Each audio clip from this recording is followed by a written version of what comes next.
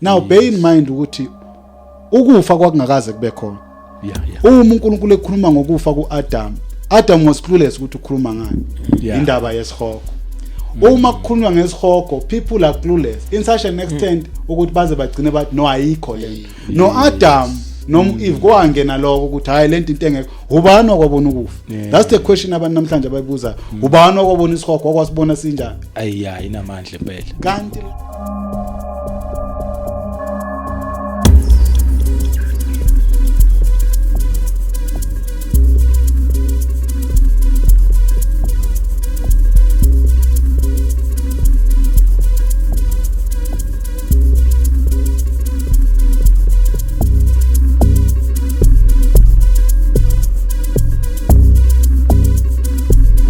to another episode of Sisazokhuluma aka Kota to Media. Sibonge ukuthi uchoose le channel kusase uye umduduzi wakashabangu as usual ngihamba ngiyedwa namhlanje ngifuna ukumosha isikhathi most of the time jwayele ukuthi ngithi mangabe ngizibingelela ngikhuluma okuningi so ngifuna nje ukuthi ngamosha isikhathi save isikhathi sami nesakho ngoba indaba esiyiphethe today izokwazi ukuthi uhlale phansi mangabe nje udinga udrink usondeza impela usondeza itiye usondeze amanzi uhlala ubukele angedwa ke nginabafundisi engihlala nginabo ngaso sonke isikhathi masixoxa lezi indaba ezimnandi ake nje ngibadedele babingelele nabo ngiqale ngale kukhanyile omncane ukhona namhlanje sibonge babukhanyile yebo ngiyabingelela nami egameni likaJesu. Yes. Sibingelela nababukeli kuleli hlelo oluhle kangaka. Ngiyabonga nje nami ukuthi ngithole lithuba ukuthi ngibe khona namhlanje kulolu hlelo ukuthi sisazokhuluma. Yes. Asilethanga ke okwethu kodwa nje silethe ezikaNkulunkulu indaba. Ngiyabonga. Sibonga ukuthi ukhona.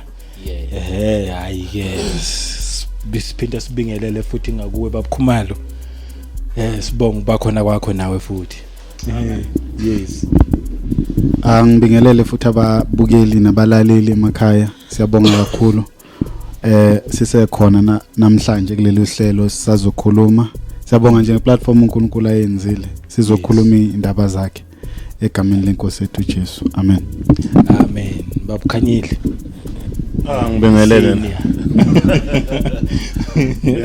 egameni likaJesu nababukeli ngibingelele nawe babushabangu yebo simbonge uNkulunkulu ngalolu hlelo impela sisazokhuluma sikhuluma inkosi zibuye sokusikhuluma siyabonga kakhulu siyabonga isign leyo ukuthi uNkulunkulu uhamba nekhathi kuleza ikhathi lezi itechnology ingekho bengekho yonke lento and omunye umuntu angacabanga ukuthi nje hayi into nje yesikhathi samanje kanti hayi uNkulunkulu naye uhamba ngekhathi kahlahla ikhathi ikaNkulunkulu manje kuba sengazathi yena uselele kuma 18th century 16th 15th century kanti hayi yonke into eyakhe technology le nje abasiyisebenzisa nje eyakhe sibonge namhlanje sokhuluma indaba nithi sokhuluma ngesihogo iyathusa kwabanye abantu ukuthi sikhulume ngesihogo ihell impela isihogo but the question is isikhona yini isihogo because abanye abantu bathi asikho abanye futhi bathi sikhona abanye bathi asikho belifunda iBhayibheli impela nathi sofunda lona iBhayibheli then ake siqazulule le ndaba yaso iyonke nje si unpack sibone ukuthi sofika kuphi ngokusizwa uNkulunkulu mhlambe ukugcwalisa kulokusho ngesihloko sifuna ukuthi sisiqaqe sisinabise ukuthi sithi isihogo nezulu nokukholwa kunezathu sokuthi sisho njalo so sifisa nje ukuthi umlaleli aqondele ukuthi sikhuluma ngesihogo izulu nokukholwa kodwa ukugcizelela kwethu kusesihogweni umbuzo omuhle kakhulu babushabangu umbuzo othi sikhona yini isihogo I think this question emanates from the fact ukuthi namhlanje sekukhona even abafundisi abathi isihogo into engekho bafundisa impela ukuthi isihogo into engekho bathi isihogo into ya invento abelungu ukuthi isihogo senzele ukuthi umuntu makasabe. Umuntu othi isihogo asikho ethi impendulo kulo mbuzo uthi isihogo sikhona. Okay. Okubhlungu kakhulu ngesihogo ukuthi isihogo akusesika Sathane singesika uNkulunkulu. Sizoyivula nje imibhalo sikubheke lokho ukuthi isihogo singesika uNkulunkulu kanjani asiveli kuSathane kanjani. Uma sizothi isihogo asikho then ngamanye amazwi sithi uNkulunkulu akekho. Ngoba isihogo senziwe uNkulunkulu esenzela ukuthi umthetho wakhe lo awubekela umuntu ekugcineni wenzeke. Okay. Ukuthi kufanele wenzeke. Ngoba ngaphandle kwesihogo umthetho uNkulunkulu awubekela abantu awusoze washo lutho. Mhlawumbe indaba yathi singaqala lapha kuGenesis. Okay, yeah. Ukuze siyizwe kahle. Mangekho mhlawumbe bafethu ufuna ukugcwalisa kulo ngisho. Shuthi isihogo singasifanisa nejele. Yebo, isihogo singasifanisa nejele kodwa la kamoya. Yes. Ijele la khona okune life sentence khona. Yeah, ngoba lapha kukho ukuthi uzothi mawusugwetshiwe ukuthi uzogwetshwa 10 years. Yeah. It's eternity. Nayo inkinga. It's forever and ever. There is why even osikhululayo ukuthi isihogo uNkulunkulu uqobo lwakhe embatha inyama yomuntu. Meaning noma showing seriousness ne devastating effect yesihogo. Ne hideous nature yesihogo ukuthi isihogo sibi kangakanani. Ngendlela isihogo esisibi ngakhona kwakwashumayela enye indoda abathi ubhengi yathi uNkulunkulu walinyanya izulu ngenxa yothanda abanalo ngomuntu. Ngoba into eyenza ukuthi uNkulunkulu anyakaze sezulwini ezemhlabeni azosindisa umuntu ingenxa yesihogo. Akusiko kuyo. Izwi kaNkulunkulu lithi lokhu kuhle futhi kuyabongeka phambi kaNkulunkulu umsindisi wethu. Othanda ukuthi bonke abantu basindiswe bafinyelele kulazini iqiniso. Sisindiswa kuphike uma isihogo singekho. That's the question ekufanele sibuze wona futhi siphendule kakhulukazi abathi isihogo asikho. Kodwa ngisacela nje siqala lapha na kuGenesis 2 wathi nje ngifundele wona mina ukuze ngingamoshi isikhathi.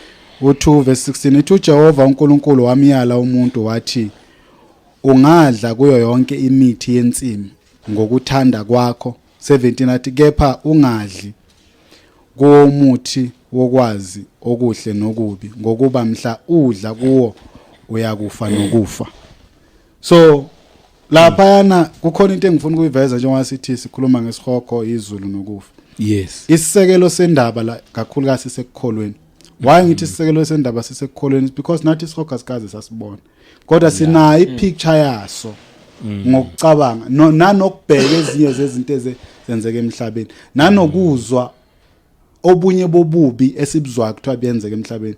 Sibona ukuthi lo muntu kodwa akaphila la emhlabeni uphile esihogo. Nozokuzwa nje kuthiwa kunomuntu okhona ukuthi abulala umuntu aphuza igazi lakhe. Kunabantu abakhona babulala ingane mhlawumbe ina 3 years. Ayinqoma isitho sayo sangasese ayihlinze egameni lokuthwala. Uyabona ukuthi hayi labantu laba sebephile esihogweni. But thina asikaze sasibona isihogo. So sisazi kanjani ke? Sisazi ngokukholwa. La uNkulunkulu ukhuluma enye indaba noAdam. Uthi ungakwenza konke okuthandayo. Ungadla yonke into oyithanda kodwa ungasidli ihlahla sokwazi okuhle nokubi. Usekhuluma amanye amazwi uthi mhla wasidla uyokufa nokufa. Now bear in mind ukuthi ukufa kwakungakaze kube khona. Uma uNkulunkulu ekhuluma ngokufa kuAdam, Adam was clueless ukuthi ukhuluma ngani. Indaba yesihogo. Uma kukhulunywa ngesihogo, people are clueless in such an extent ukuthi baze bagcine bathi no ayikho le. No Adam no Eve kwangena lokho ukuthi hayi lento into engekho. Ubani okwabona ukufa? That's the question abantu namhlanje abayibuza. Ubani okwabona isihogo okwasibona sinjani? Inamandla impela. Kanti la kufanele sihlale khona, sifanele sihlale ekutheni uNkulunkulu ushilo. So sizokhuluma le ndaba namhlanje sizothi thina uNkulunkulu ushilo wathi sikhona. Hayi ukuthi thina sibona kanjani. Ngoba kunomehlo ukuthi umuntu ubona kanjani. Akusiwa ama feelings No, it's not based on feelings and emotions. Sizothi uNkulunkulu ushilo njengalokho asho kuAdam ukuthi mhla wasidla uzokufa nokufa. Kodwa uma ungasidli uzonjani uzophila. So indaba ilele ekukholweni. Yini ukukholwa? Ukukholwa ukuba nesiqiniseko ngezinto ezithenjwayo nokuba neqiniso noma nobufakazi ngezinto ezingabonwayo. Isihogo la uNkulunkulu mayekhuluma lamazwi ukuthi mhla wasidliwe ukufa nokufa lelizwi linesithembiso isithembiso sani sokuthi uma uyenza lento uzokufa yebo lelizwi linesiqiniseko ngento enjani engazange yabonwa yini ukufa so kwakufanele ukuthi uAdam la yenzenjani akholwe ukuthi uNkulunkulu ushilo njengoba lokho akushilo kuzoba njalo so namhlanje uNkulunkulu ukhulumile wathi isihogo sikhona kodwa abantu abafuni ukukholwa lonto why abakaze basibone kodwa sona sikhona why sithi sikhona because uNkulunkulu ushilo noma ngaba sikhona kodwa uNkulunkulu wakhuluma wathi sikhona sikhona siba khona siyenzeka cela ukuma nje mqhubeke amen okay so there is why ngithi indaba yethu isisekelo sayo kakhulukazi ime ekutheni lokhu uNkulunkulu akushilo thina sithi kunjalo yini noma kunjalo so now uJesu Kristu ayikho into akhulume ngayo kakhulu between izulu nesihogo ngathi nathi beka kanje uNkulunkulu uJesu Kristu ukhulume kakhulu ngesihogo more than izulu why kunento lencwadi nje sayivulile ofana ukuyibheke ngomuntu mawuyifunda nje lapha sithi uJehova uNkulunkulu wamiyala umuntu wathi ungadla kuyo yonke imithi esensimini ngokuthanda kwakho izwa lawo mazwi futhi ngamanye amazwi yonke imithi ekhona la ngikunika yona yonke ngendlela othanda ngayo mangafuna ukidla ebusuku ungayidla mangafuna ukidla emini kukuwena uthi idla kanjani noma kunini but kunento uNkulunkulu ayaziyo ngomuntu nanenyama yomuntu ubuthakathaka bayo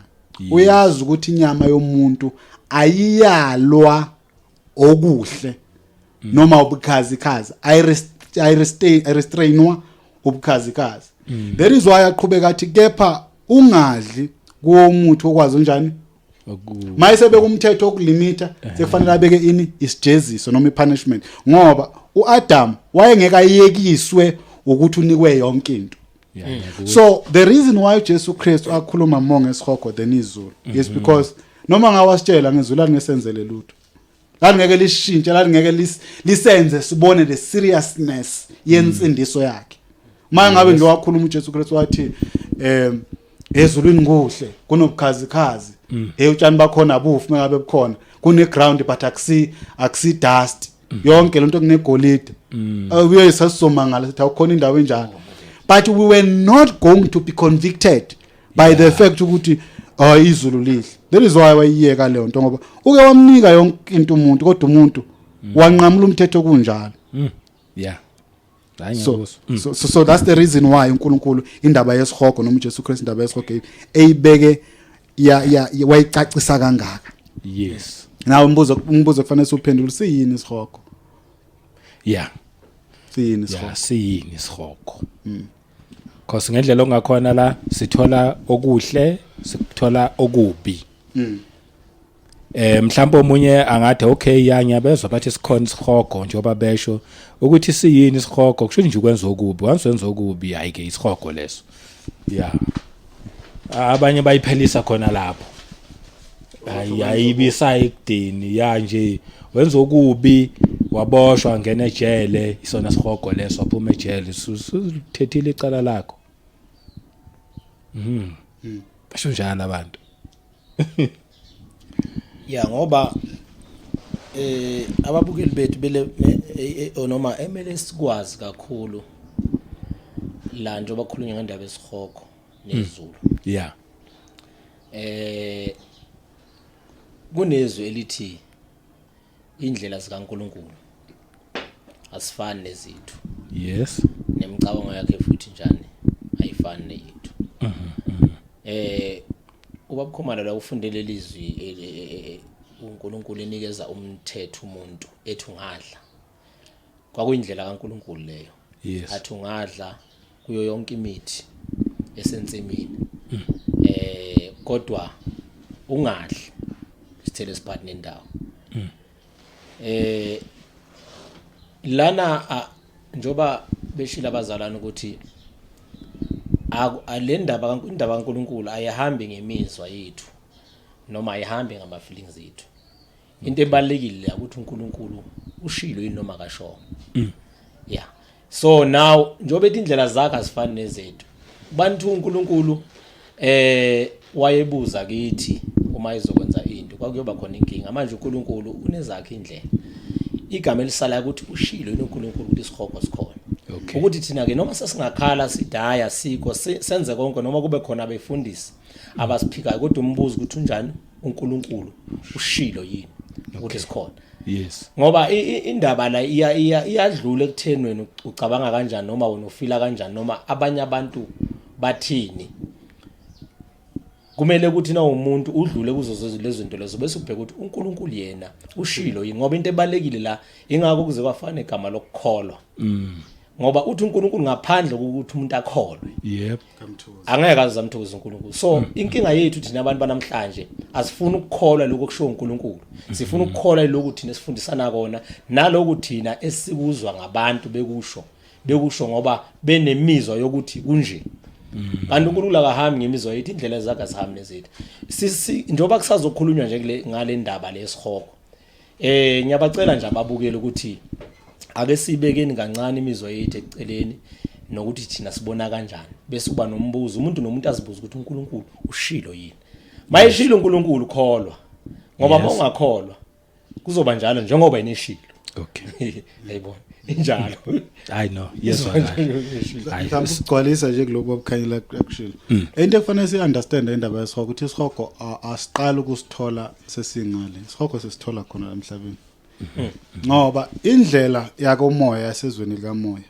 akusinto oyithola mesungale uthola la yeah indlela eya ezulwini isemhlabeni nendlela eya esihogweni isemhlabeni ngaku Jesu Kristu mayikhuluma I think incwadi ka-Matthew 7 mangaphosi verse 13 uthi kepha ngithi phikelelani ngene ngani ngesango ngoba isango likhulu eliya kuphi elisebhujisweni so ekubhujisweni la ekhuluma khona uJesu Kristu akhuluma ngesihogo so leyo ndlela kwesihogweni ila emhlabeni now yini ke ekufanele thina si understand so lokho sibuye ekukholweni fanele si understand indaba yokuthi yini eseqisayo yini ibridge thina ukuthi singawele elokhunjani esihogweni number 1 izwi kaNkulunkulu ofunda incwadi yaMaroma 5 yes mangaphosisa I think it's 5 likhuluma indaba ukuthi isono nokufa kuze nguAdam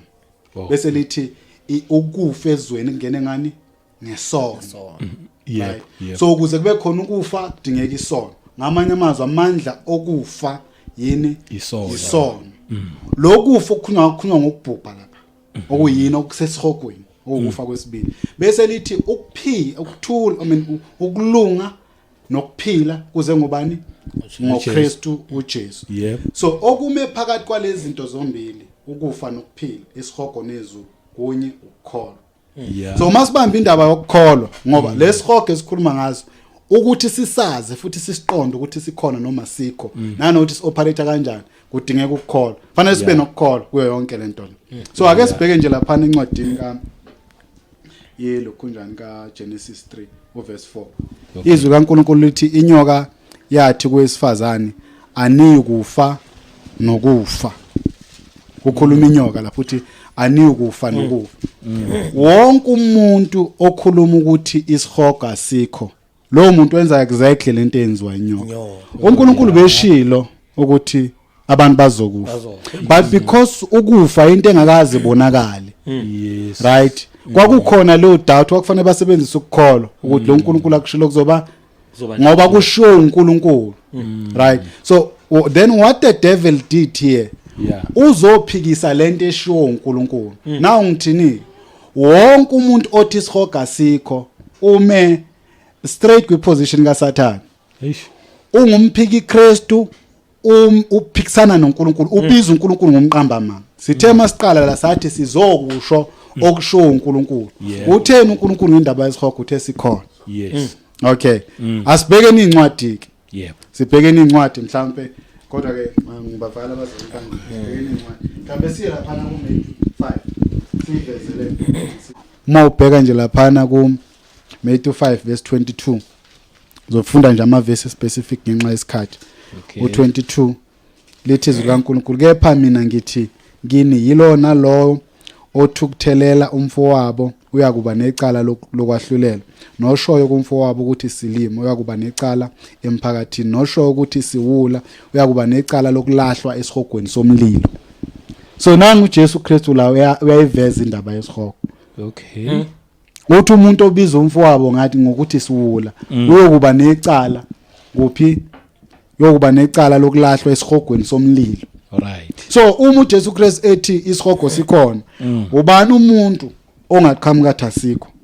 And uma ekhona umuntu oqhamuka athi isihogo asikho, lowo muntu loyi antichrist. Yebo. Ngoba ukuba iantichrist ukusho ukumelana nezifundiso zikabani? ZikaKristu. Yes.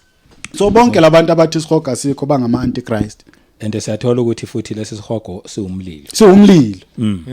Kukhona okunye futhi uNkulunkulu akuveza mhlawumbe no 29 ngokuphuthuma sifuna no 29. Uma iso lakho lokunene likukhubekisa likhiphe ulilahle ngokuba kungcono kuwe ukuba kubhubhe sibe sinye ezithweni zakho kunokuba wonke umzimba wakho uphonse esihogweni. Again uJesu Kristu la ukhuluma ngesihogo. Yes. Uthi kungcono ukuthi ngabhubha ilokhunjani isithe sodwa sakho kunokuthi bhubhe yini? Yebo, umzimba wakho. Futhi ngamanye amazwi indawo yesihogo noma le ndawo kukhulunywa ngala isihogo indawo embi. Futhi indawo ehlukumezayo ehluphayo. Yebo babu Shaba. Uqinisile ngoba mawusho kanjalo ukuphuma nje asithi isandla ngoba sakuhlupha. Ukuthi usinqamule isandla kubhlungu, painful ukuthi ungenza into efana naleyo. Kodwa uthi uJesu kungcono. It means uma kungcono leyo pain kangakanani kumzimba wonke kuleya ndawo. Futhi it's worse. It's worse.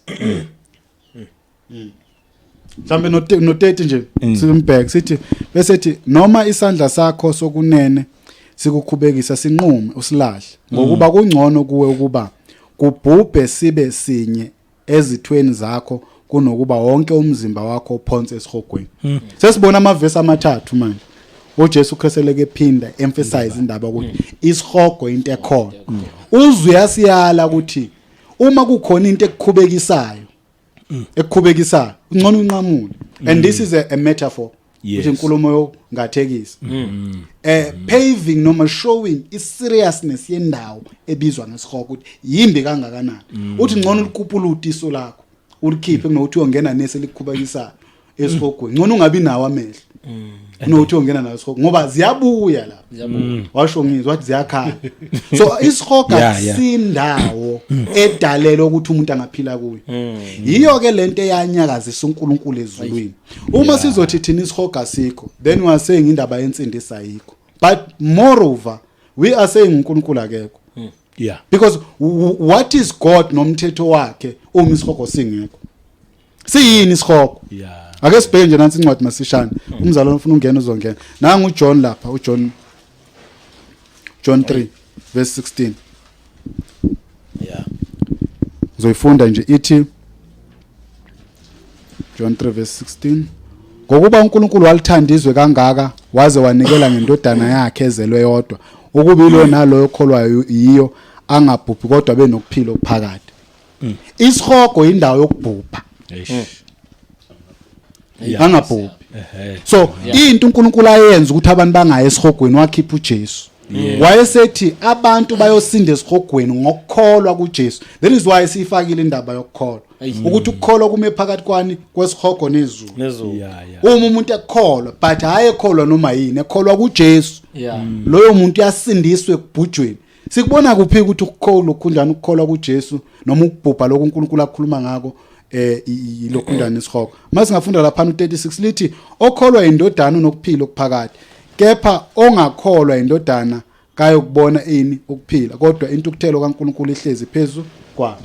So isihogo lesi intukuthelo kaNkulunkulu noma ilapho khona intukuthelo kaNkulunkulu eyambulwe khona.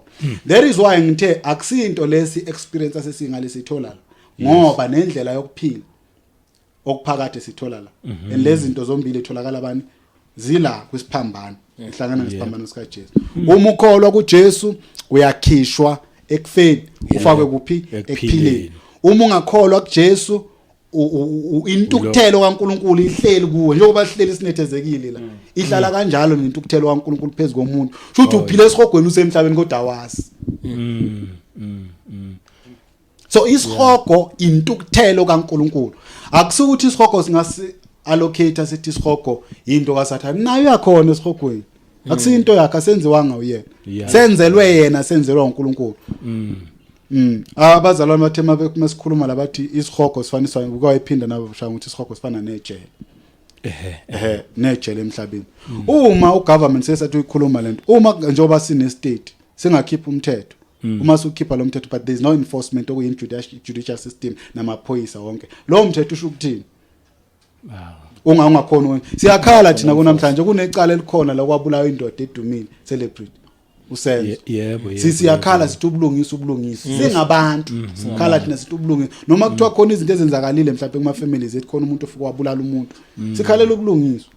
So uma sithi isihoga sikho then yini esicabangayo sithi uNkulunkulu uyibekile wayimisela umuntu njenge enforcement obulungiswa njenge justice kwelika moya. Uma sithi uphikisa thina lento uJesu Kristu ayishilo wathi yinto ewulaka likaNkulunkulu la umuntu ebhujiswa khona mangabe ngamlalelanga uNkulunkulu.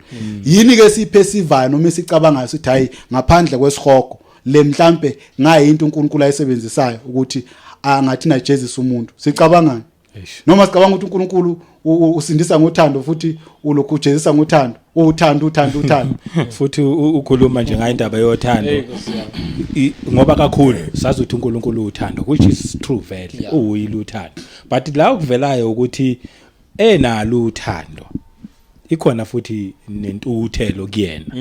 It means uNkulunkulu njoba nathi sinama emotions nayo nalo uthando futhi akunikezela kakhulu uthando kodwa kwaba ngalifuni uthando naye futhi unayo intukuthelo. Meaning yebo uthando kodwa nentukuthelo kuyi khona. Yazi ngisaba nokuthi ngilongikhuluma ngilokho kodwa khona ngifuna ukuyigcizelela the problem why namhlanje kufanele sikhulume ngendaba ukuthi isihogo sikhona noma sikho is because of the truncated skewed Christ that has been taught by abafundisi. What do I mean by this? Uma uzo thathi coin has two sides. Khona bathini hate nani ne tail. Yes. Right, sasi confuse ke thini hate sasi nancathi yona tail kanti hate la no Mandela khona that's the hate. So now umuntu ezokwaza one side of the coin as hate kuphela ngayazi tail akayazi coin because the more the day etshengiswa ngecoin uyomangala futhi uyokhule yohluleka ukupoint ukuthi le icoin uyocabanga ukuthi enye into angaza aphike futhi alwa dayaxi coin because icoin engiyaziyo ifanele ibe nekhanda kanti setshengisa itail.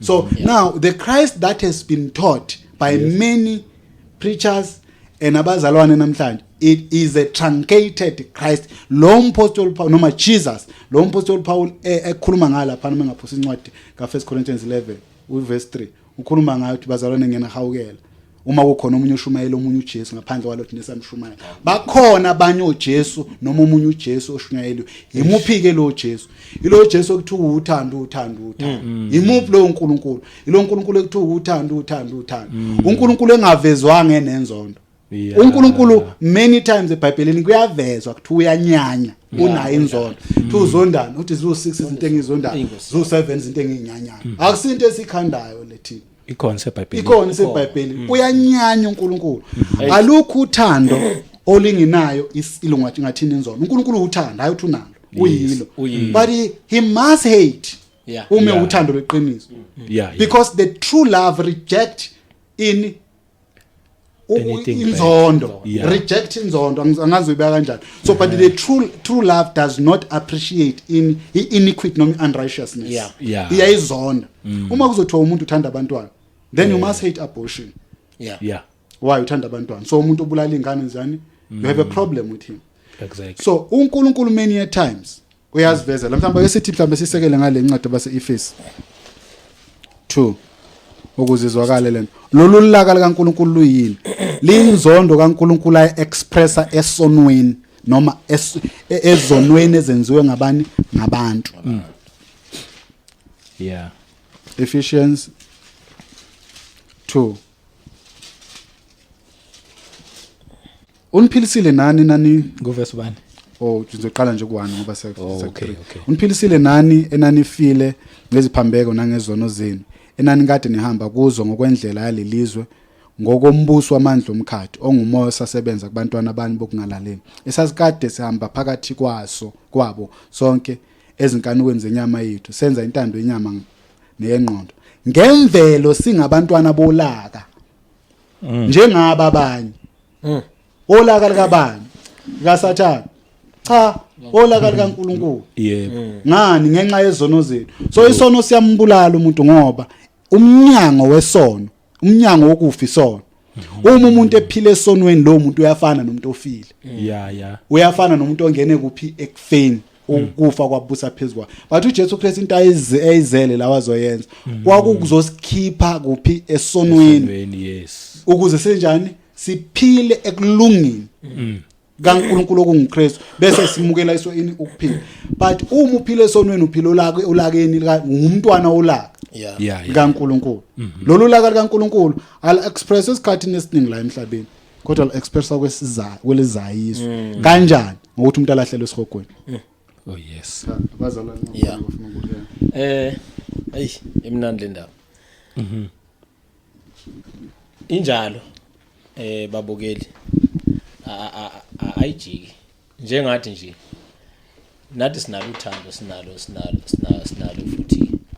futhi ulaka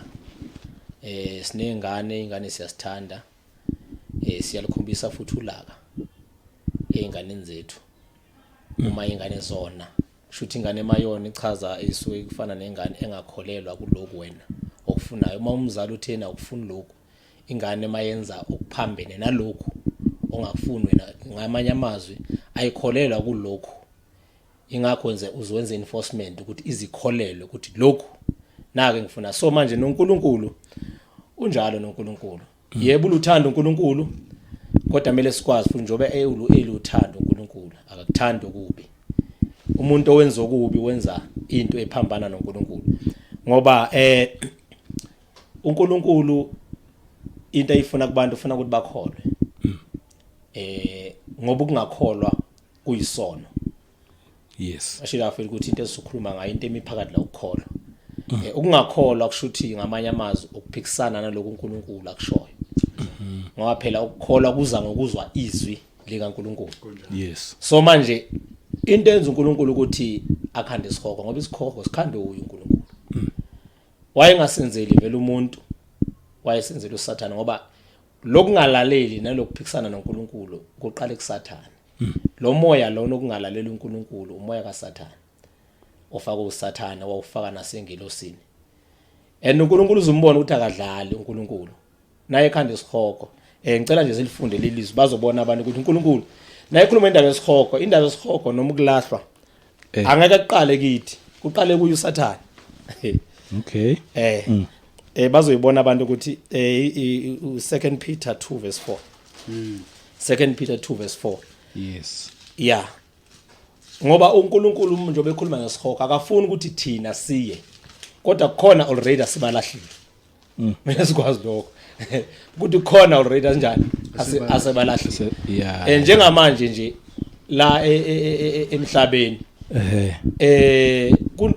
bayakhuzwa abantu ukuthi ungaganga uzoboshwa bakhona ababoshiwe kushuthi le nto leyi ikhona iyasebenza wena noma ungathi ngeke uboshwe ganga uzoboshwa ngoba ukhona abagangile njengawe nabo bebengakholwa ngoba khona abantu abakuthiwa bakholwa ngokubona boThomas ibhlungu le nto leyo ukuthi njengoba abantu bephika isihogo bayomangala uma befika ngoba uNkulunkulu ushilo into esho uNkulunkulu kumele uyikholwe noma ngabe ethiwa izwakala kuwe noma ngabe ethiwa awu understand kodwa ngoba isho uyu uNkulunkulu kumele uyikholwe ukukholwa kuzokusiza ngokuthi uze ube na understanding ngoba into enza ukuthi abantu bangabe na understanding nokuqonda inkinga abafuna ukukholwa kanti ngalesikhathi bekholwa ingalesikhathi uNkulunkulu ezobanika understanding ingalesikhathi uNkulunkulu ezobazisa yena ezobambulela into zakhe bakwazi ukuthi uma umqondo uNkulunkulu nokuthi uNkulunkulu usebenza kanjani bakwazi kuba nalolu lwazi manje abakwazi abantu ukuthi bamazi uNkulunkulu ngoba lithi izwi uNkulunkulu izo ngokuhlanipha kwala zange nimazi uNkulunkulu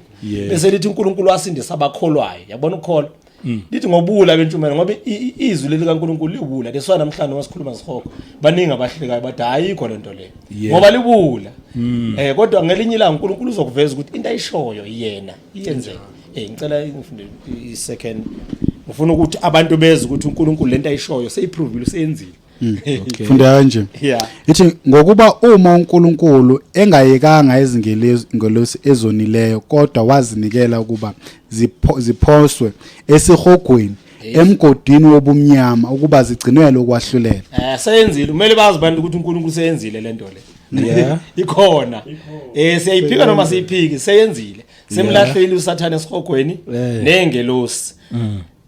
Nabo ke futhi abazomlandela uSathane benze njengoSathane bengafuna ukukholwa noma bengafuna ukukholela uNkulunkulu kuloko uNkulunkulu akushoyo azizanga bakithi uzothusa abantu kodwa nje zizele ukuzoveza izwi kaNkulunkulu abantu mabakholwe izwi likaNkulunkulu noma ngabe ethiwa bungakholwa kodwa kholwa yekela ukulalela abantu ukuthi bathini yekela ukuzwa ngabantu wena lalela izwi ngoba uzosithola lesokunecule ethu zoba wedwa embuzweni ngiyilanga uzophendula ngoba angeke isize lento ukuthi sidebate ngokuthi Isihogo sikhona noma sikho yini Isihogo sikhona ngoba uNkulunkulu ushilo uNkulunkulu njoba ngithi uNkulunkulu konke akushoyo uyakwenza and uNkulunkulu yonke into ayishoyo uyayiprove ayibekile ngithanda kakhulu le oyishoyo iexample yokuthi ijele likhona kodwa umuntu umthole eganga ethi ngeke ngibanjwe omunye azasho futhi athi hayi phela la obhari laba babanjwayo mina ngeke ngize ngibanjwe mina kodwa futhi agcine sebanjiwe so iyafana lento njengoba nje ikhoni isibekwa nesihogo khona abadaya sikhi isihogo izinto ekanjalo but engikunotisayo la ukuthi sonke sithi sikhona isihogo and kuyavela futhi ukuthi abakhuluma ilanguage yokuthi asikhi isihogo ilanguage lenyoka kuyavela lokho kuyavela futhi ukuthi uNkulunkulu kahle kahle wamthuma uJesu ngoba ezosave esihogweni kanti futhi yavela nendaba yentukuthelo kaNkulunkulu manje mhlambe masingangena ekuthenini ke indawo enjani yona lekuthiwa isihogo ikuphi sithe iqala la emhlabeni mhlawumbe siqale ngokuthi indawo enjani futhi ikuphi ngicela ukuthi ubuze lo mbuzo yebo uma ngiqeda ukusho lokho okay ngizokusho yes ngoba kuphambili kakhulu okay engingakusho nje kubalaleli nakithi nje ukuthi singabantu siyamazi uNkulunkulu bakhona ke labantu abathi bona uNkulunkulu hey mina ngimazi ngaze ngimbone kulungileke yes kodwa imajority ngaze ngithi 80 ngithi 90% kuneculo leSouth Africa layithi yizwa babi imthandazo yethu ngoba thina susapho lwakhe yes laze lapha siso kwaba iculo lesizwe liyacula namanje lisacula namanje lisekhona yebo lokho kubufakazi ngingakafiki naseBhayibhelini ukuthi uNkulunkulu ukhona nabantu noma bengamkhonzi noma bephikisana nezinto ezishiwo uye kodwa yena ukhona manje masokhulumela phezulu kobukhona bukaNkulunkulu sikhulumela phezulu kokuthi umuntu adala uNkulunkulu yes umuntu impilo akayazi ingathi example yempilo siyithatha kuNkulunkulu okay nathi ingane zethu bathini ngicela kuzohambeni ingane zethu zibukela kithi ukuthi impilo kuphilwa kanje yebo manje noNkulunkulu thina sibukela kuye ngoba uyena umqalisi nomphelelisi uyena oyiqalile impilo uyena umhlaba wakhe nokuphila kongokwakhe uyosinikezile ukuphila yebo ukuthi siphile sihlakaniphe kangaka nje sikhuluma izilungu sazi zonke izinto ezizaziyo ngoba yena wasinika lo ukuthi sikwazi manje uthe sesinikeza ukuthi sazi sasibona ukuthi sazi kakhulu ukudlula yena angenza example nje bathi yahlupha imfundo encane yes noma kungesilo ke mhlambe omunye angifuni ngizwa kahle labantu abangafundile bayathanda ukukhuluma isilungu asibheda sungenza just an example esinkulu ukuthi ulwazi oluncane liyahlupha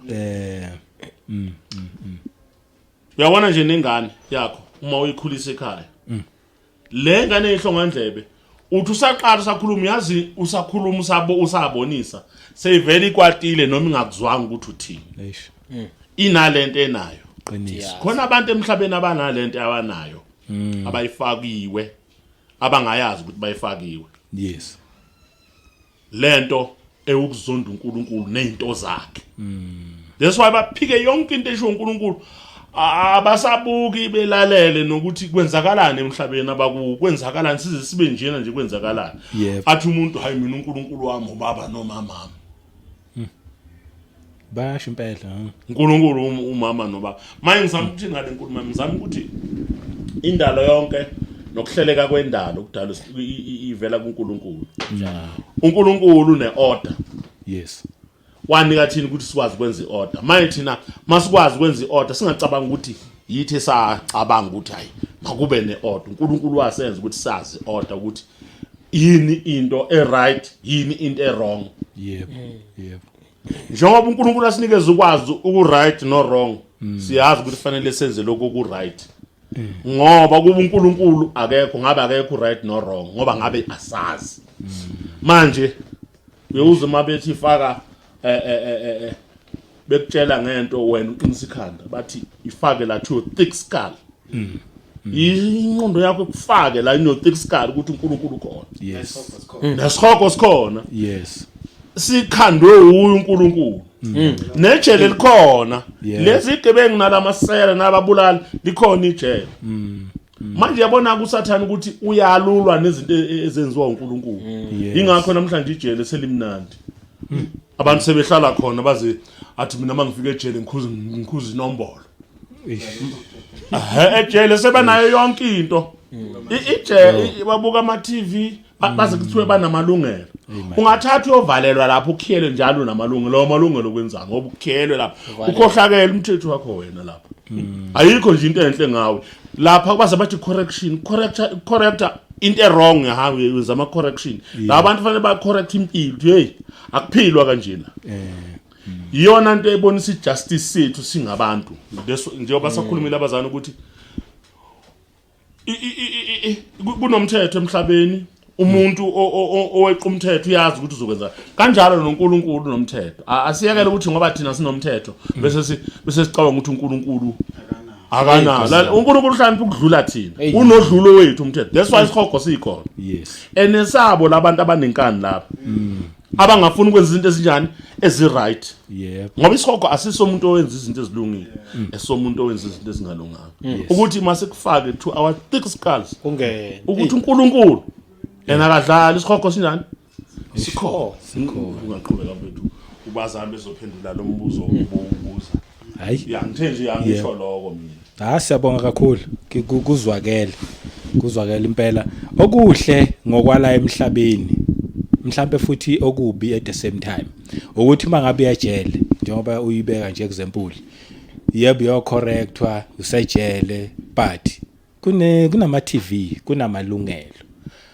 well I think mhlambe senza or sizama ukucompare isihogo kodwa manje uma ngabe sizosicompare futhi nejele ungathi senza into elight abantu kumele bazi ukuthi ngale sihogweni awayeka ama TV yabo nje akunamalungelo ngale yebo yabo nje iquestion njengoba ngisho nje ngithi indawo enjani lencwadi oyivulile nje Khanyile 2 Peter 2:4 uyayiveza lapha ya ukuthi lezi angelosi zoboshwa ngama chain of darkness maketanga obumnyama sho mhlambe ke siqale mhlambe from lapho mangabe isihogo indawo obumnyama or nakhona kunamalungelo awekho amalungelo awekho uyazi into lokhunjani sikhuluma ngehloko esisinda kakhulu yazi siyasisinda lapho masikhuluma ngaso ngoba kahle there is no vocabulary or words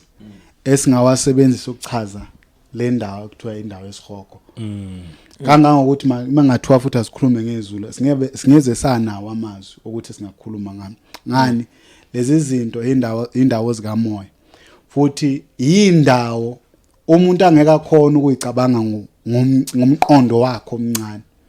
So sithatha lokho okusho uNkulunkulu futhi nakhona esimbulele sibona uma kuzothiwa nje ingelosi zenjani zaza wazinikela ukuba ziphonse esihogweni emgodini obumnyama ukuze zigcinele khona kwahlulela, right? Twaziboshwe ngani ngamaketanga khona ukukhuluma yamaketanga.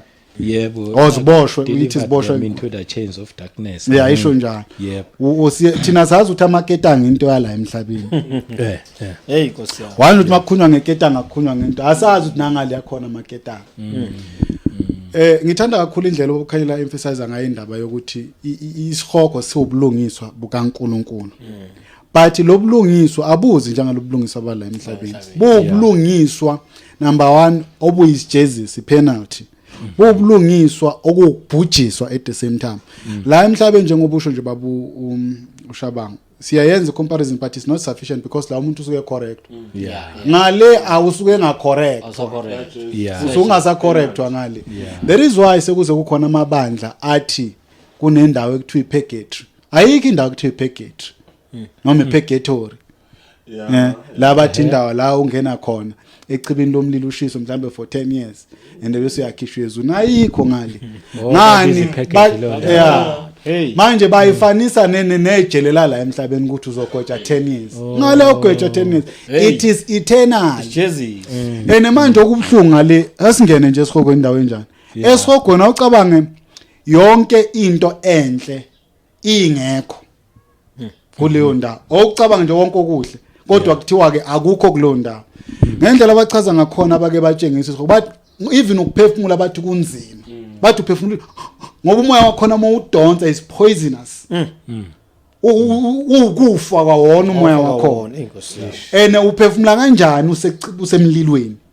Ngoba umlilo la. Number 2 esihogweni mhlambe soyivula nje khona nakhona la ngoba iyayichaza ukuthi ngiphinde ehlale kuyo ethi ngokuba uma uNkulunkulu kanjani engazikanga izingelosi ezonayo kodwa wazinikela ukuba ziphonse esihogweni emgodini obumnyama. Unamavesi lamani ukuthi ngenxa yesikhathi ngesawa lokhunjana wonke incwadi futhi I think eyakho Peter Moya lenza neka Jude iyachaza ukuthi lobu bumnyama bobumnyama isihogo bumnyama bobumnyama abachaza kahle noma sesikhuluma ngeword of knowledge. Ubumnyama basesihogweni ubumnyama that you can touch uma unombese you can cut it. It is so thick kangangokuthi uma ungathatha umbese you can slice it. Uma ubeka isandla sakho kanje you can't see nothing. Esihogweni ngendlela esihogweni ubumnyama ngakhona but akusiloko kuphela. Mhlamba ke siye nje kulezi incwadi ke sibheka ukuthi kwenzakalani la seku naku ke sijampe sikulapha ku Mark 47:49 Mark 9:47-49 because uJesu Kristu ukhulumile ngale ndawo ukuthi le ndawo indawo enjani. Lapha ifundeka kanje uthi uma iso lakho likukhubekisa likhiphe kungcono ungene embusweni kaNkuluNkulu nani uneso linye kunokuba uphonswe esihogweni unamehla amabili lapho impethu yabo ingafi nomlilo ungacini. Esihogweni kunempethu engafi futhi kunomlilo ongacini. So le ndawo esikhuluma ngayo akusindawo ngempela mongabe uthi uyajula edala ukuthi mayenzele umuntu. But the question that has been asked ukuthi ikhona yini? Ikhona uJesu Kristu lezinto akakhanda. Ngoba abantu namhlanje sebekhuluma bethi isihogo into ekhona. And ukuba abunandi babukhanyile abantu abayesihogweni ilabo abathi asikho. Abantu abayesihogweni laba nenkani abathukana kakhulu na ko Facebook bethu kuJesu. Yibo ke abantu abayesihogweni. Yibo abayesihogweni. Ngoba isihogo indawo yamaphikankani. La uNkulunkulu ezodelisa khona labantu abathi indaba kaNkulunkulu into engekho uNkulunkulu wakambona angenzani lo uNkulunkulu umuntu uyabusa emhlabeni kodwa ngale kubusa uNkulunkulu. There is why amajela asemhlabeni esethwa yithi asethwa yithi angangokuthi sesizwashintshileke lamajela akusesiya amajela lezi info wakhe nokulungiswa kwenzakalani lapha abantu babuka ama TV ngani umuntu yabusa emhlabeni sine corruption kangangokuthi nento edala ufanele iinfo sokulungiswa sesishintshile sayenza kwabo umnandi kodwa uNkulunkulu akafani nathi yeah la siyakhona lento uJesu Kristu ayisho ukuthi injalo Njalo. sesikuthola ukuthi ilokhu njani isihogo sisi kunomlilo isihogo somlilo Yes. but kunamanye amazwi la avela mhlawumbe singajumpa nje around ake siyeni lapha ngathi incwadi ngabe sethosolweni kabesibili ngoba akusindaba la kungathiwa makuthiwa sikhunywa ngasithi hayi siyabonisana uyikhulumile uNkulunkulu kaningana sithi hayi siyabonisana mhlawumbe sinje Yeah. sikhona Ngokushilo uNkulunkulu. ngoba ushilo yo hayi makuthiwa futhi kunempethu engafi manje ayibona indaba bese kuzoba nabantu abathi hayi wakwasibona basho njalo Adam no Eva bengakazi bakubona ukufa yes kodwa bafa uNkulunkulu ukhuluma enye indaba encwadi kaDuteronomy noma mangaphosisi u1930 or 3019 uthi ngiyafakazisa izulu nomhlaba ngoba ngiyabiza izulu nomhlaba kuba bafakazi wami ukuthi ngibekile ukufa nani nokuphila yebo ngabeke ibusiso neqala sibathi indaba yami la ekufeni nokuphila ukuthi ukuphila kubekwe uNkulunkulu nokufa kwabekwa uwe futhi ngamanye amazwi ngoba kakhulu ngokufa lo ukuthi ufe nje la emhlabeni ngoba lokho vela akuzange kuyekwe noma ungakhetha ukuphuliswa ofa sokukhethile ukuphila wayikhuluma ngokufa lokho ngoba sesihogweni futhi lesihogo sibekwe uye uNkulunkulu lokufa kwesibili kubekwe uye uNkulunkulu ekubekela abanjani abangayi kumlalela ake sifundeke la 2 Ntethelelo 9 okay mhlawumbe kodwa ifuna ngathi ngiqala phezulu kancane sifunde ku8 ithi aniphe nina enahluphekayo ukuphumula kanye nathi ukwambulelwa kwenkosi uJesu evela ezulwini enezingelosi zamandla akhe elangabini lomlilo ephindisela kwabangamazi uNkulunkulu nakwabangalaleli ivangeli lenkosi uJesu so isihogo uthi ilanga lomlilo kodwa ngabe ngcono banethiwa nangesingisi yafundwa ngoba le ivela ikhumusha ngenye indlela yayithi uhwebility manje ngiphethe ngikhunja so bathokuvelayo ukuthi isihogo ilanga lomlilo yebo ukhona umuntu ongaphile elokhunjana emalanga binomlilo njengoba kuthiwa nje mhlambe nesikhandlela uma uwabeka nje isandla noma ngayi i4 second uyasho ususe makuthiwa usondela kakhulu eziko noma ushiswa ilahle kuyazwelwa ushiswa iron kuyazi kodwa la kuthiwa uphila kuli ilanga lomlilo umzimba wonke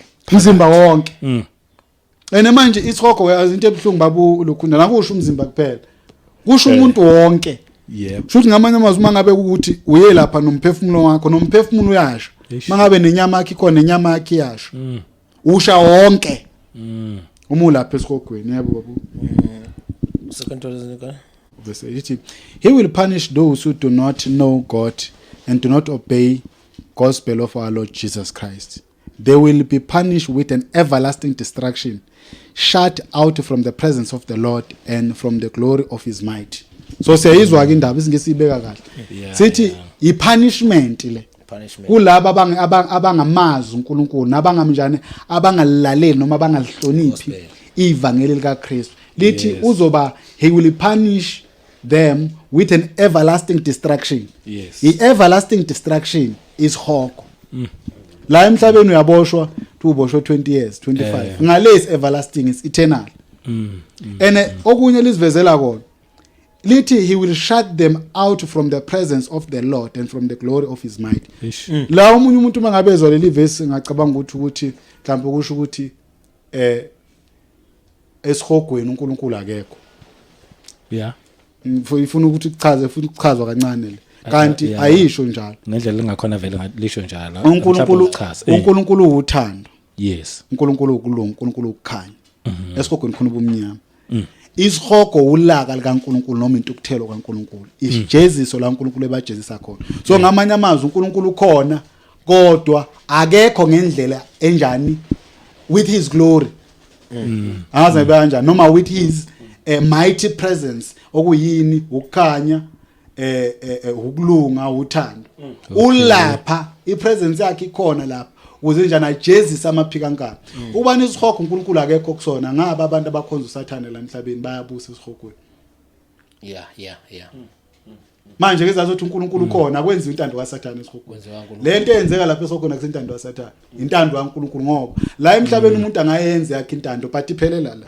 ngale kuyokwenzeka intando kaNkulunkulu ngoba wonke amadolo ngale nedalo zonke kwenzeka intando kaNkulunkulu uqinisile ngoba kuba sengazathi kwenziwa intando kaSathane ngale ngidawe kungakhona athi sinasana nezithombe lezi ezazithi mangabe ivela ziveza uSathane ephethe imfoloko egwaza abantu kuba sengazathi nje kurula yena futhi yena silakhakashi kusha abantu ukwazi nje yilo abantu wedwa uyasha noma kashi asinalo ulwazi olungakodwa mhlambe esingakukhuluma ngokuvezwa uNkulunkulu ukuthi yebo khona lapho ukuthi kwenzakalani ngathi akuvezile ukuthi ngathi ugciniwe asibuyele kuyo lencwadi ngoba nale abantu abaningi abadida kanti yinto ecritical kakhulu lapha ku 2 Peter okay u4 ithi ngokuba uNkulunkulu engayekanga izingelosi ezonileyo kodwa wazinikela kuba ziphonswe esikhogweni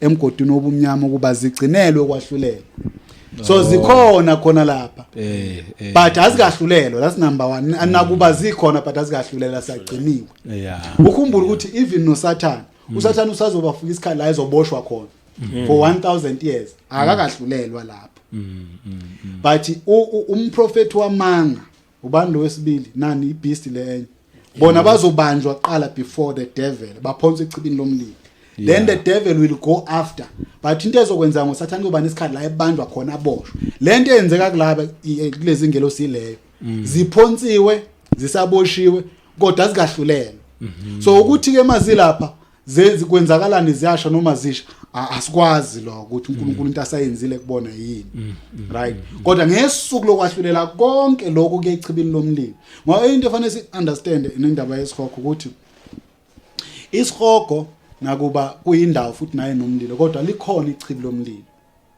la khona isihogo nase siyophonswa khona isiyophonswa khona kuthiwa ke uphonswa ini isihogo which is hate nani nokufa ila khona kuzobe kuphonswe khona uSathane which is the devil be ulokhundana umprofeti wamanga bese kuzoba yini beast asibheke mhlambe lencwadi nje lapha ku Revelation 2013 uthini uthi nolwandle lakhipha abafileyo abebekulo nokufa neHades kwabakhipha abafileyo abebekukho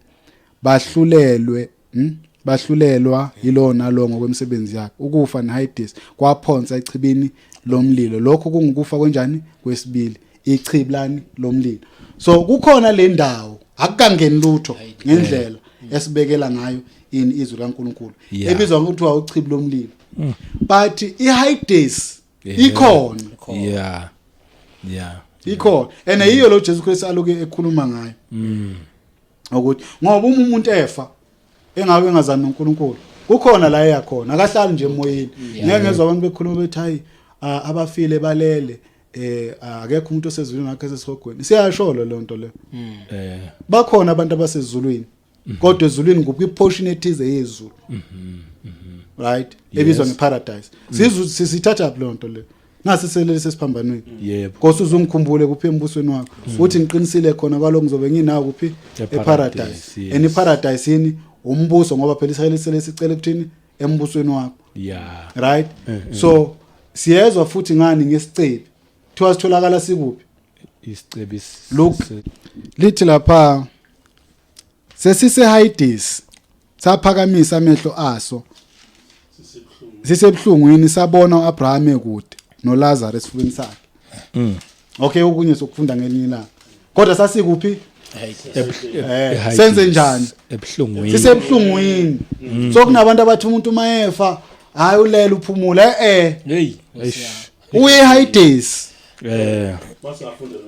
yebo Khanyile samemeza sathi baba Abraham ngihawukele uthumele uLazarus acomboze isihloko somuntu wakhe emanzini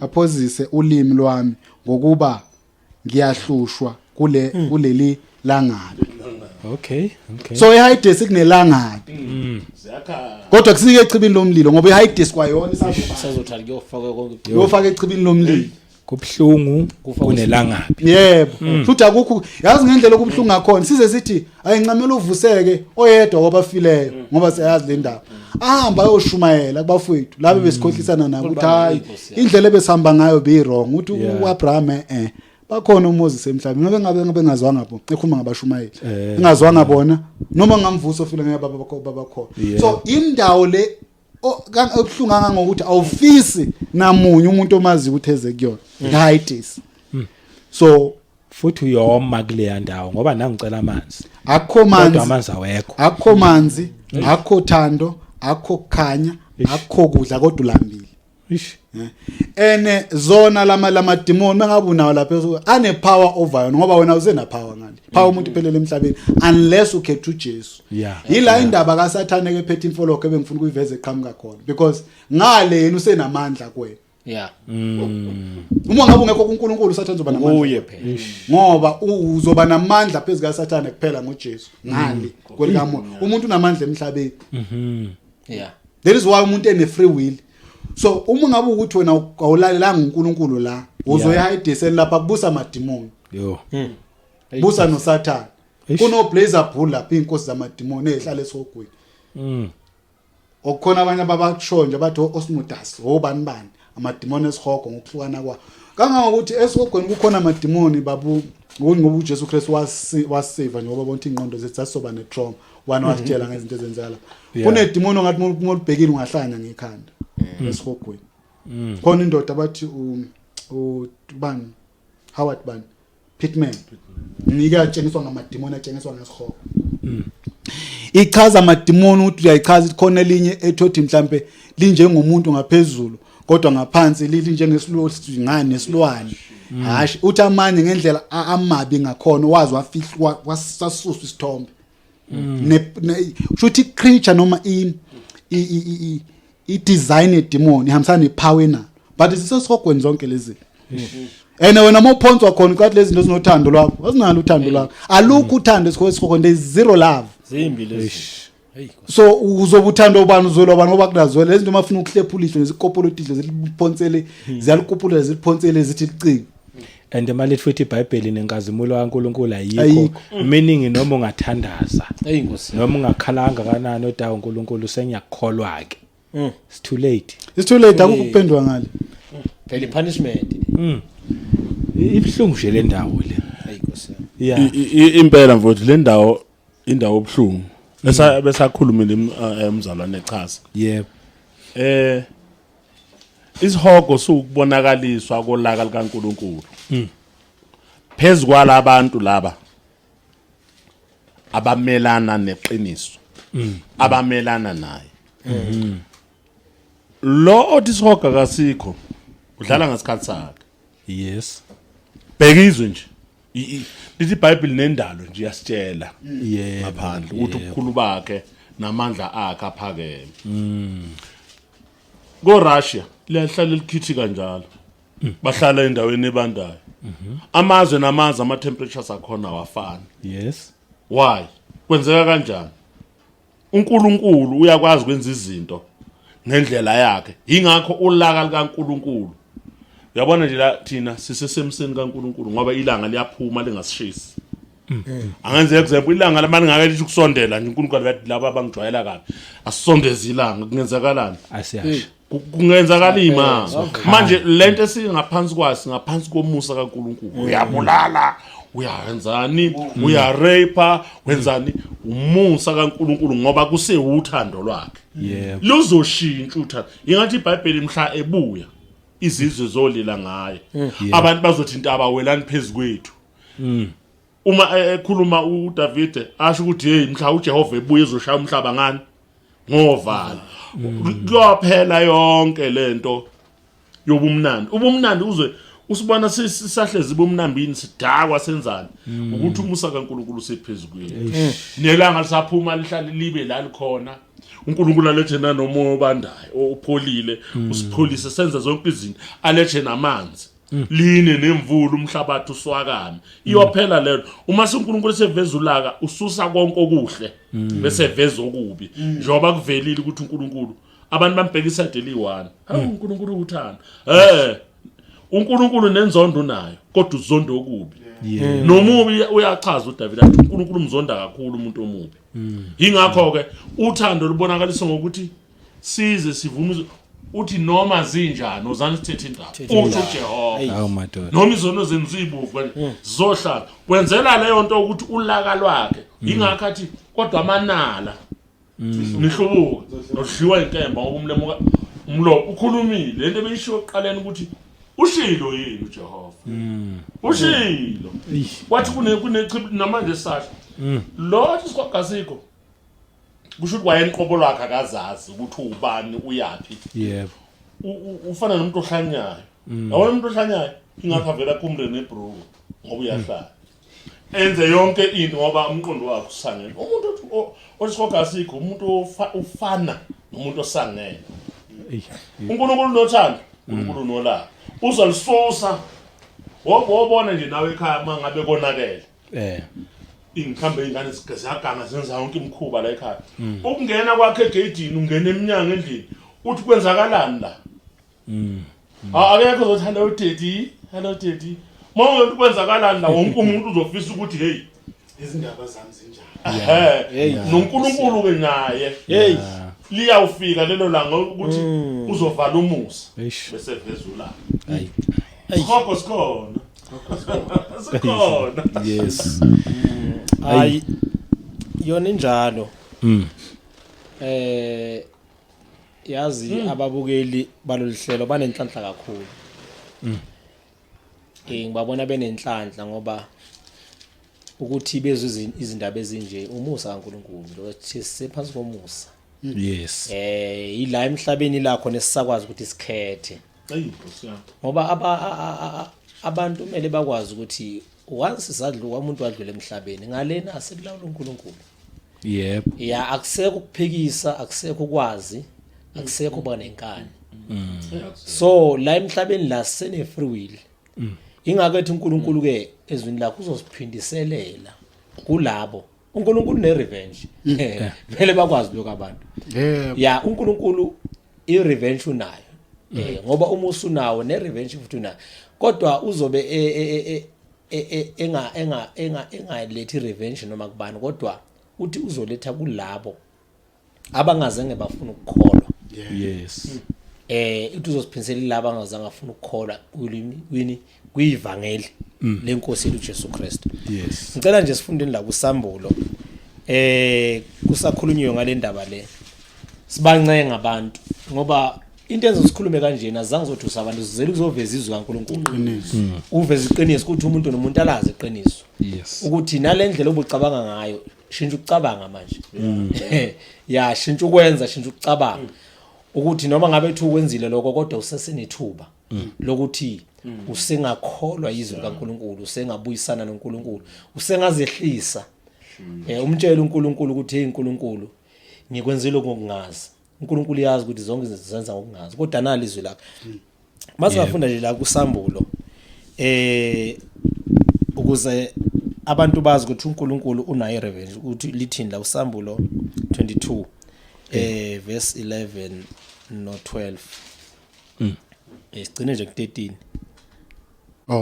ongalungile makenze njalo okungalungile nongcolileyo makazingcolise njalo kepha olungileyo makenze njalo okulunga nongcwele makazingcolise njalo bheka ngiyeza masinyane nomvuzo wami unami ukumnika yilo naloyo njengokumsebenzi wakhe 13 ngingu alpha no omega okuqala nokuphela isiqalo nesigcino nali izwi likaNkulunkulu babukeli kusekhulunyiwe sekuya ngombukeli ke uthini ngoba into engiyazi ukuthi wonke umuntu akekho umuntu ophika izulu hayi akekho umuntu ophika izulu and bonke abantu vele bafuna ukuyezulwini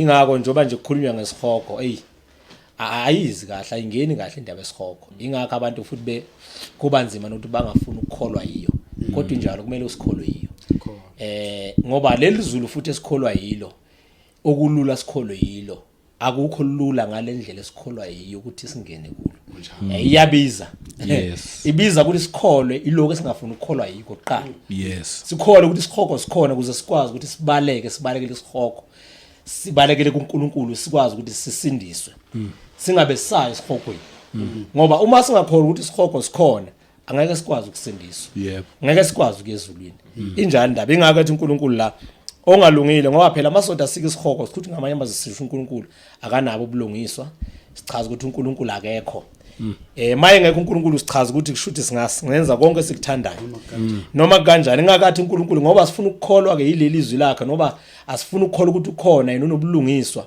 sifuna ukukholwa ukuthi ndithina singazenzela ingakathi aza kufika la uNkulunkulu athi ofuna ukuqhubeka nokungcola bangenzeni makaqhubeke kodwa athi kodwa yena uyeza uNkulunkulu nomvuzo wakhe kumele siyibambe lokuthi uma ethi uyeza yabona abazali bekuthi noma ezinto athi ngizokubamba unombalekele ayabona ngizokubamba and uzokubamba uzola sofika khona ukhohlwa kubamba athi ngitheni kuwe so nathi bakithi kumele sikwazi lokho sizobonisana nje kule platform sizoxwayisana ukuthi izwi kaNkulunkulu liqiniso masikholwenilo yes mhlawumbe omunye umuntu angathi khanye bafuna ukungena kodwa ngifuna ukuveza la message omunye umuntu angathi ngoba isikhathi nesiningi abantu bebekhuluma bathi hey banamanga labafundisi esihoga access uNkulunkulu akaphonsi umuntu esogweni cha uyakhohlisa asifunde nancwadi Matthew 10 okay verse 28 lithizwe kwakukhuluma uJesu la uthi ningabesabi ababulala umzimba bengenamandla okubulala umphefumulo kepha kakhulu mesabeni onamandla okubhubhisa nomphefumulo nomzimba esihogweni wayekhuluma ngobani la wayekhuluma ngoSathane uJesu cha akhuluma ngomuntu wayekhuluma ngoNkulunkulu yebo ukuthi akusatshwe lo namandla uthi singabasabi umuntu yakhona ukubulala inyama kodwa akanamandla okubhubhisa lokunjani umphefumulo esihogweni uthi masisabe bani lo namandla okwenza lo so ubhubhisa abantu obhubhisa imphefumulo abantu esihogweni ubani uNkulunkulu so kunabantu abathi mebekhuluma bathi nishumayela ivangeli lokusabisa uNkulunkulu akafaki umuntu esihogweni uNkulunkulu uthi cha there is why isithemashikazathi there are people who are preaching a truncated Jesus or God the true God of the Bible uyaJesus abanjani ke sesivala abazwe esihogo ngoba imele siveze le nangba kukhanyile uthintile lencwadi la isambulo siqala lapha nje ku 21:8 sibona ukuthi abanjani abazwe esihogweni ithi lapha ku 8 ithi kepha amagwala nabangakholwayo nabanengekayo nababulali nezifebe nabathakathi nabakhonza izithombe nabo bonke abaqamba amanga isabelo sabo siyakuba kuphi sechibini elivutha umlilo nani nesibabuli okungukufa kwesibili so umuntu oligwala la kukhulunywa ngomuntu othi makuthiwa kufanele akhulume ngendaba kaJesu Kristu noma limele ivangeli abe igwala sababantu bayesihogweni umuntu ofuna ukuthandwa abantu umuntu one self preservation uyigwala lelo umuntu ongafuni ukuthi showa into embi ekuhlukunyezwa nje ukuthukwa noma ukuthuma eliqiniso uyasaba yena amala side namanga igwala lelo number 2 abangakholwayo abantu abaphikisana nayo uNkulunkulu ayishilo labo bantu labo nabangafuni ukubukela uJesu njengenkosi nomsindisi basenkingeni nabanengekayo kuningi inhlobo zokunengeka uNkulunkulu wakhuluma ngendaba zokuconsulta abafile wathi lezo zinto zisiningi so abanengekayo labo bantu bayangena izangoma ziyangena la bonke abantu abenza ukulumba nani bayangena abanengekayo kule ndawo nababulali inkabi ingena la nomuntu ozonda omunye umuntu nomfowabo uregard njengombulali ungena la nefebe lento abantu abayilwela kangaka baye esihogweni ifebe zesihogweni yini ubufebe ukulala ungashadile ube ubufebe ngoba namhlanje machaza ubufebe sithi ubufebe hayi kuba namadoda amaningi noma intombeni cha ukuya nendoda engakulobolile engena intention engafune ukushaya engafune ukwenza inkosikazi uyafeba so nabenjani abathakathi khona amadoda nje athakathayo namhla aza enye yakhuluma yathi uNkulunkulu uthwele ngendodana yakhe yathakatha le ndoda abathakathi bayala ichibini lomlilo lithi sabelo sabe ichibi lomlilo sibabu asivale ngalaphana ku 15 ku 22 ithi ngaphandle othi mhlawumbe iqale u14 uthi babusisiwe abahlanza izingubo zabo kuba bathole inilungelo labo emthini wokuphila bangena emzini ngamasango bese 15 athi ngaphandle kukhona izinja nabathakathi nezifebe nababulali bayabuya futhi abathakathi nefebe nababulali ifebe abathakathi nababulali baye esihogweni abantu futhi abalwisana nesihogo yibo bona laba ifebe nabathakathi nababulali besithi nabakhonza isithombe ethi nabo bonke abathanda nabenza amanga kwenza amanga ukukhonza kwenza ukusebenzisa amandla kaSathane njengokubhula emadlozi ukubhula ngedlozi zonke lezo zinto lezo ukusebenzisa imithi ukubulala abantu nokuningi so uNkulunkulu nabo ubulungiswa balabantu abenza lezi zinto angayifuni uthi ubulungiswa bakhe busesihogweni so umuntu othi lento ayikho into emenza ukuthi athi isihoga sikho is because ufola la aka uyazi ukuthi la ndawo yimbi so ukuze akhona ukuthi aphila ngathukula emhlabeni fanele lokho ecisha lelo kulo conscience unembezo ukuthi lokhu umkhumbuzo ukuthi njengoba wona uzesihogweni ayicime lento athi into engekho le ikhandwa abelungu bathi ikhandwa abelungu isihogo kwenzela usicontrol cha akusabelungu kuphela abathakathayo nabantu abamnyama bayathakatha bayazondana muya nje ku-industry yama-taxi abantu abamnyama kuphela abasebenza lapha zingaki inkabe ethengwa babulala abantu so labantu abathenga abantu babulala abantu bazoyaphi mabefa bajike bayohlabela amadlozi bathi uNkulunkulu amadlozi abababusisile sebenama-taxi amaningi bavula olayini ukuthi babulala abanye abantu mabefa bazoyaphi lithi izwi kaNkulunkulu nabo ubulungiswa ukuthi uzobaphonsa esihogweni hayi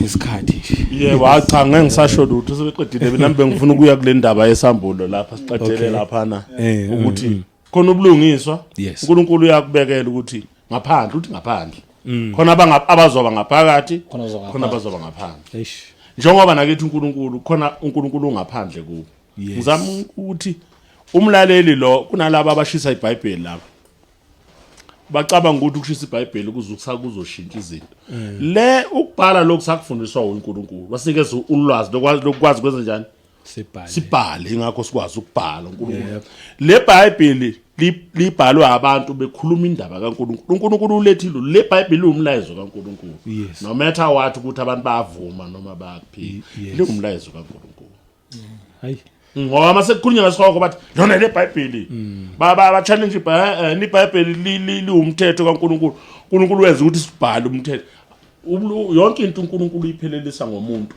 yebo hayi ngibonga nje ngendlela enichaze ngakhona phinde ngibonga isikhathi senu ukufika kwenu nibekile ngiyazi ukuthi broad le ndaba sizamile nazama ngendlela eningazama ngakhona ukuthi umuntu obukelayo ayithole le ndaba ngani ngokusezwini ngoba konke ngikutholayo akuyona nje imiqondo yethu so ngibonga kakhulu nje ukufika kwenu mina nje ngizovala nje ngalelizwe engilitholile ngali elithi kusambulo uthi uJesu kodwa mina ngiyaza masinyane that message salokhu isamile ithi ngiyaza masinyane yazi abanye abantu mangabe lithi izwi likaNkulunkulu ngiyaza masinyane bathi akwakunini kuthi uyaza masinyane yazi abantu badidwa into eyi1 ukuthi yebo yena uyeza kodwa ufuthi at the same time ayithi ngiyaza masinyane siyahamba one by one umuntu uzolokho ethi awukunini lokho ethi uyaza masinyane kanti ilanga lakhe lokugcina emhlabeni